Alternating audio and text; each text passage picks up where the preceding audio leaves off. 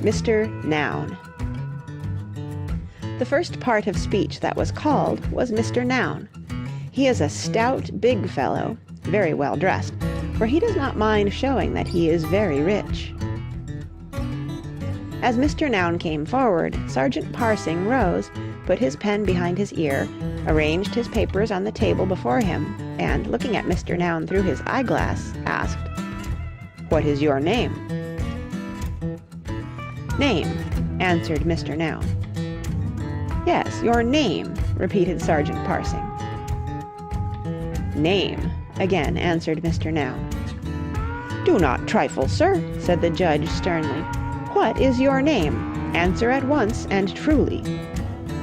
"I have answered truly," replied Mr. Noun. "My name is Name, for noun means name. The name of everything belongs to me, so I am called Mr. Name, or Mr. Noun, which means the same thing, and all my words are called nouns." "The name of everything belongs to you?" asked Sergeant Parsing in surprise. "Yes," answered Mr. Noun, "the name of everything." "What? Do you mean to say that the name of everything I can see round me now is one of your words, and is called a noun?" "I do indeed," said Mr. Noun. "The name of everything you can see, or touch, or taste, or smell, or hear belongs to me." "What?" said Sergeant Parsing. "Is this desk yours, then? And the ink, and the pen, and the window?" "The words that name them are all mine," said Mr. Noun. "Of course I have nothing to do with the things. No gentleman in Grammarland has anything to do with things, only with words, and I assure you, you cannot name anything that you can see, or touch, or taste, or smell, or hear, without using one of my words. Desk, pen, ink, window, water, wine, fire, smoke, light, lightning, thunder, a taste, a smell, a noise, all these words belong to me, and are called nouns." "I see," said Sergeant Parsing. "You can hear thunder, and smell smoke, and taste wine, and I suppose dinner and tea are yours also?" "Certainly the words breakfast, dinner, and tea are mine," replied Mr. Noun. "The things are what the people live upon in Schoolroomshire, but they could not name what they eat without using my words. The servant would have to make signs to let people know that dinner was ready. She could not say so unless I allowed her to use my noun, dinner."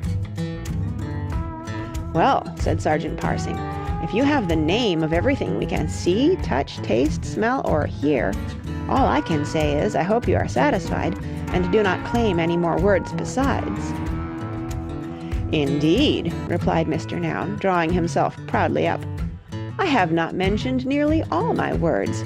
I told you at first that I have the name of everything, and there are plenty of things that you know about, although you cannot see, or touch, or taste, or smell, or hear them. For instance, love, or anger, or happiness. You can feel them in your heart and know they are there, although you cannot touch them with your fingers, or taste them with your tongue, or find them out by any of your 5 senses." "Do you mean to say, then," asked Sergeant Parsing, "that when a child feels naughty in its heart—" "Naughtiness is mine," said Mr. Noun. "The word naughtiness, for it is the name of the something bad that the child feels." "And when it is kind?" "Kindness is mine because it is the name of the something kind and nice it feels there. I have a good many more words that end in ness, and that are the names of things you can find out about and talk about, though you cannot tell what shape or color or smell or taste they have, like cleverness, silliness, idleness, ugliness, quickness." "I see," said Sergeant Parsing. "You cannot tell what shape or color cleverness is, but you can soon find out whether a boy has any of it by the way in which he does his lessons." "Yes," said Mr. Noun, "and the names of his lessons are mine too, for the lessons are things that you can learn about. Geography, history, writing, arithmetic. All these names belong to me." "Really, Mr. Noun," said Sergeant Parsing, "you do claim a big share of words. You will be making out that the names of persons belong to you next." "So they do," replied Mr. Noun. "No matter who the persons are, their names belong to me. I have the name of every person in the world, from good Queen Victoria on her throne to the raggedest beggar boy in the street. There is not a child in Schoolroomshire whose name is not a noun. And I have not the names of people only, but of all pet dogs, cats, birds, horses, or rabbits. Fido, Tabby, Bright Eye, Tiny, Shag, and any other pet names you can think of. Indeed, I am very particular about such names.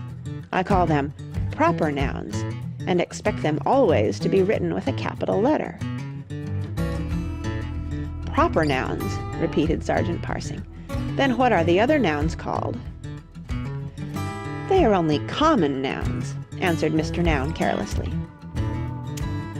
"Then all names are common nouns, except the names of persons or animals, are they?" asked Sergeant Parsing. "No, no, no," said Mr. Noun quite crossly.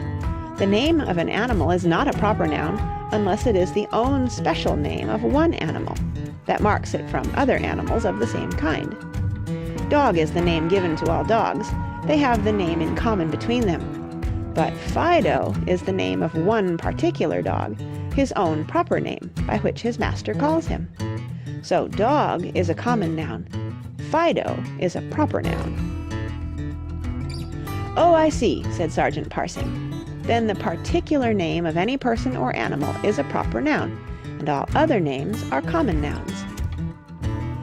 "I never said that," exclaimed Mr. Noun. "How very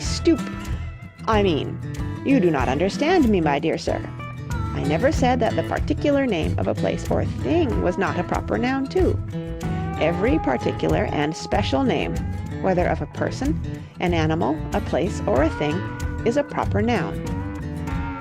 Every place has its own proper name, or should have.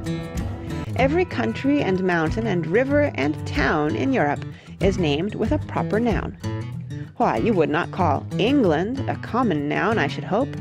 There are plenty of countries in the world, but there is only one country that is called by the proper name of dear old England. Country is a common noun. All countries have it in common. But when you want to speak of any particular country, you use the proper nouns. England, Scotland, Ireland, France, etc., etc." "Well, I think we can understand that the particular names of places are proper nouns," said Sergeant Parsing. "But you spoke about things also. Surely things have no proper names. You do not give names to chairs and tables, and call them Mr. Leanback or Squire Mahogany."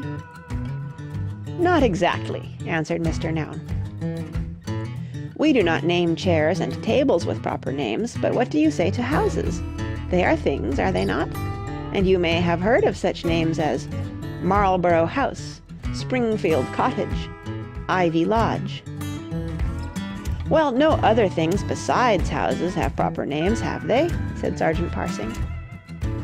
"Books are things," said Mr. Noun, "and they all have proper names. So have ships and boats, warrior, sea foam, fairy, or something of that sort. I have heard of a cannon which was called Roarer, and you ought to know that King Arthur's sword was named Excalibur. Indeed, you can give a proper name to anything you like that you want to distinguish from other things of the same sort.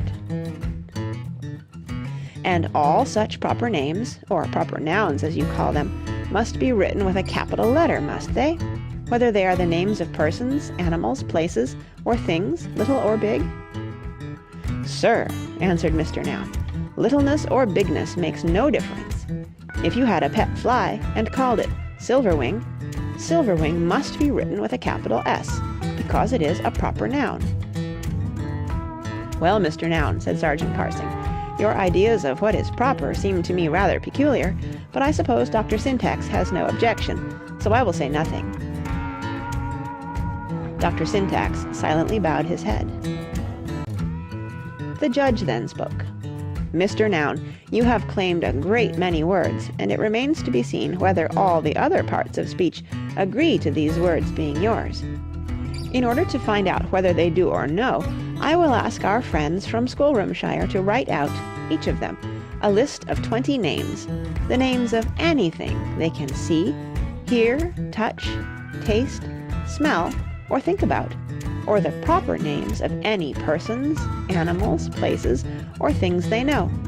And when next we meet, I will read out what they have written, and we shall hear whether anyone has any good reason to give why they should not be called nouns. The judge then rose from his seat, and everyone left the